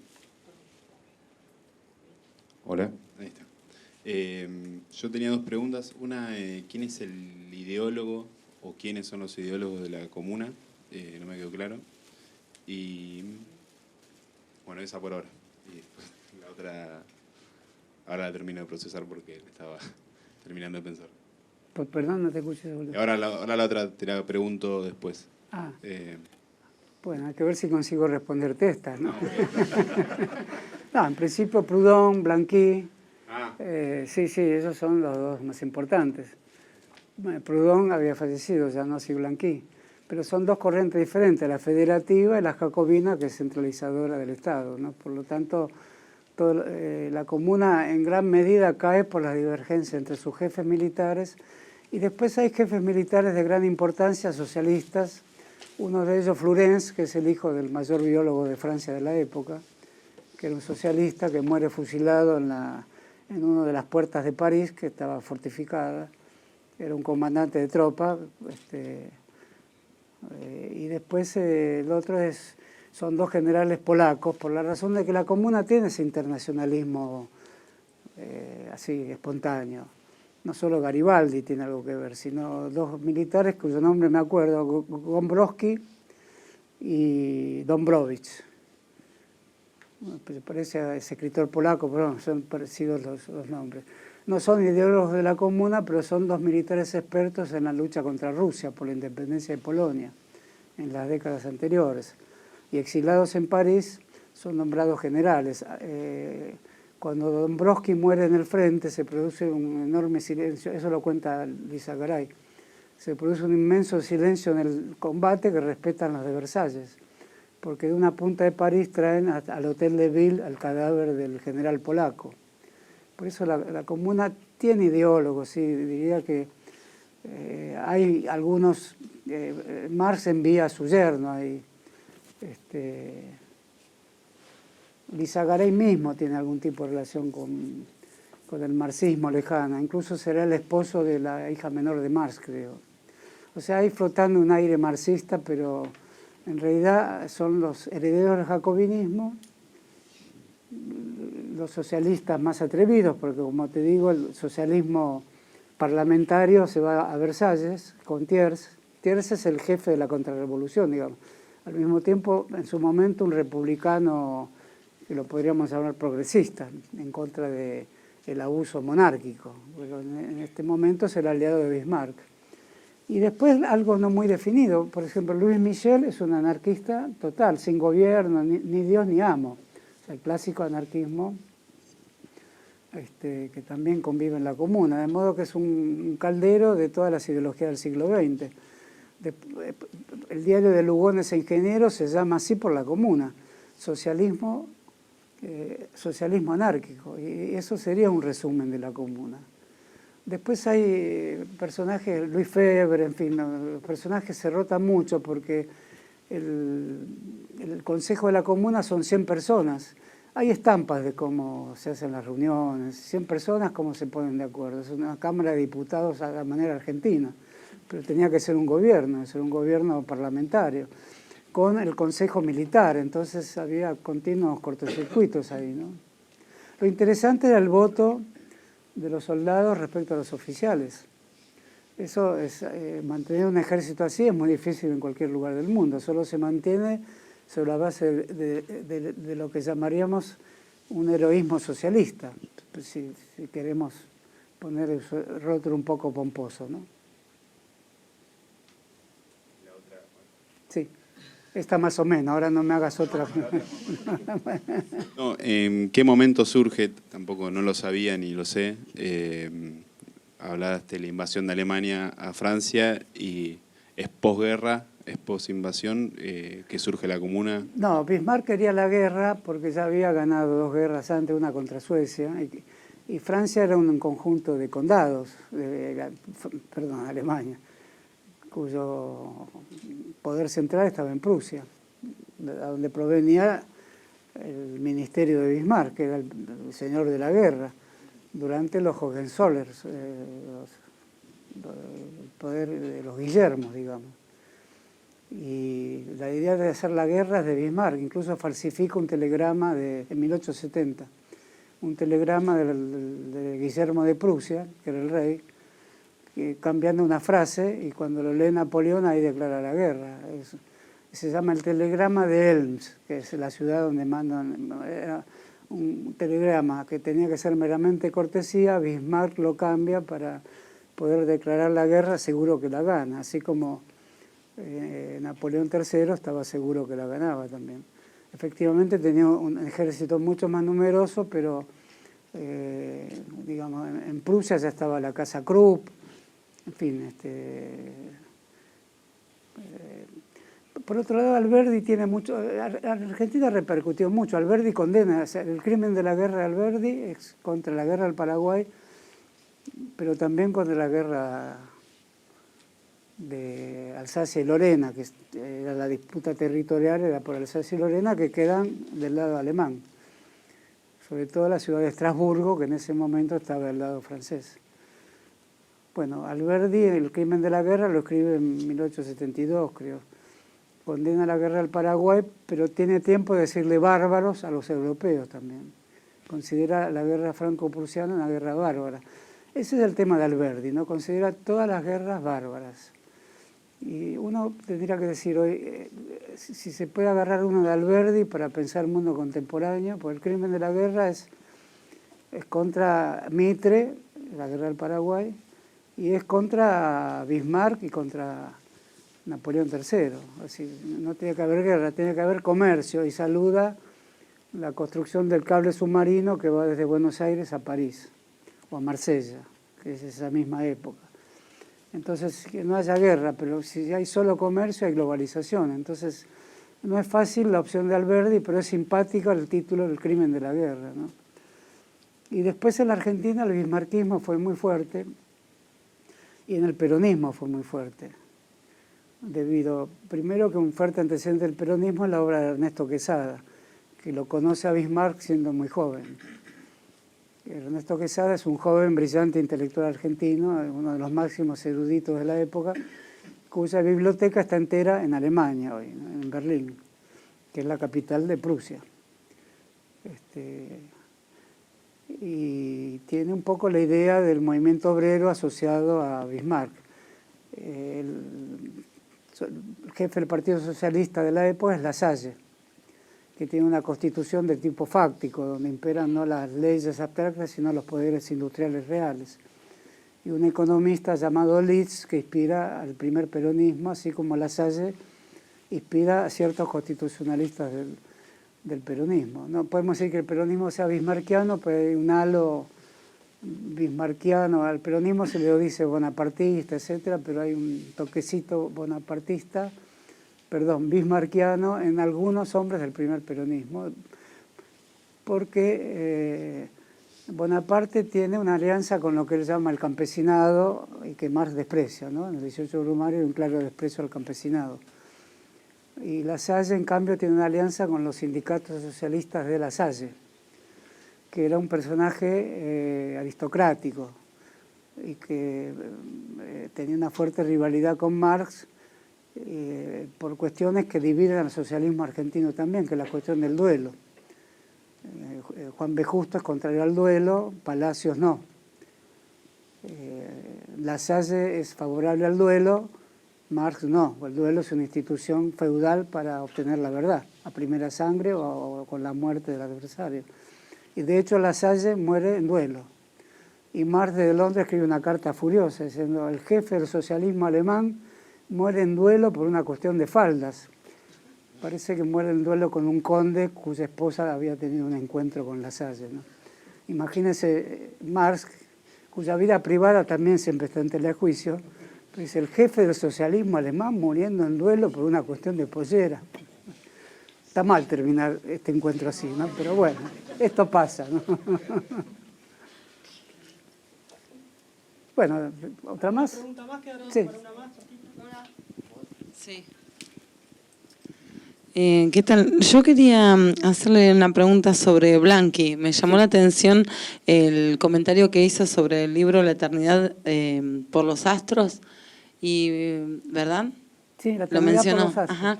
Y me gustaría que lo sitúe temporalmente en relación a la construcción de la comuna y que si puede más o menos contarnos de qué se trata ese libro, porque me parece que hay una especie, si se quiere, y tomando esto de la columna también que fue profetizada caída 30 años antes, me parece que hay un halo de misticismo que me gustaría que se pueda ver, porque bueno, es parte de lo que me interesa de esto. Vamos. Bueno, entonces, Blanqui hasta que se supo de la existencia de ese libro, que lo escribió enteramente en la cárcel, no era alguien que tenía una escritura panfletaria, socialista y de tipo centralizadora. O sea, un grupo de atrevidos, de iniciados y de aventureros preparados ideológicamente podía tomar el poder en un golpe de mano. Eso es Blanqui. Por eso a Lenin le interesa ese Blanqui. El libro La eternidad por los astros se conoció poco después. Lo escribió durante 20 años en la cárcel. Y el libro es un libro no fácil de leer, porque es un libro que tiene una teoría cósmica de réplicas permanentes, de personas que son finitas, pero los socias, los llama así, los socias siguen existiendo.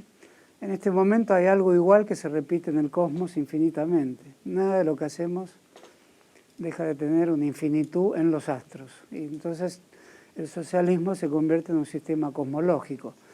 Después, ingenieros tomará, no conoce a Blanqui creo, pero tomará de la doctora Blavatsky, que era también una profetisa rusa.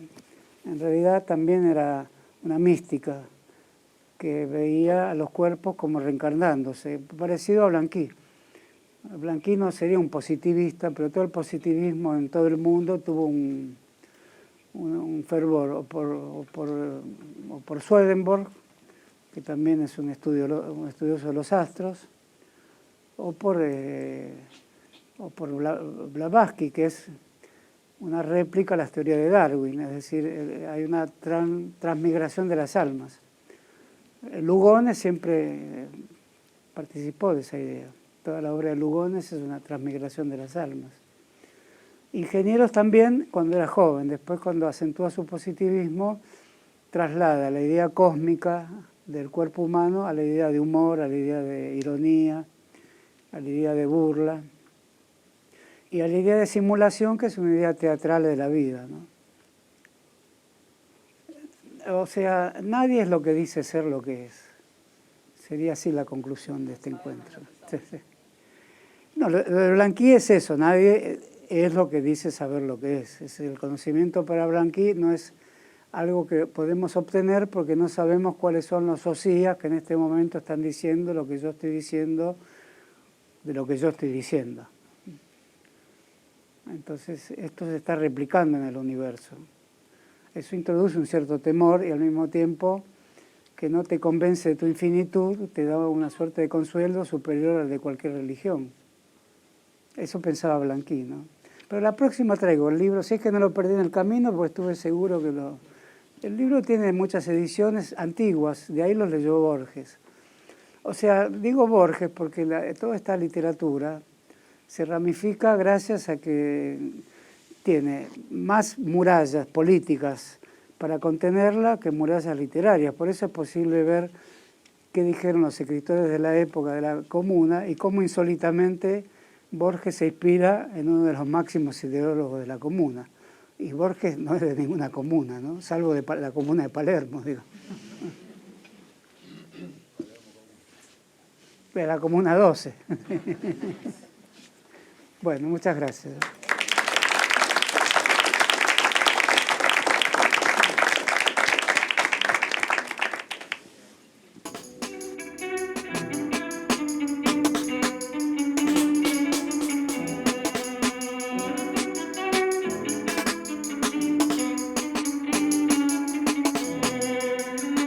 И вот почему советская власть, каковы бы ни были преследования сторонников от наследия грабительского капитализма, но зато она дает возможность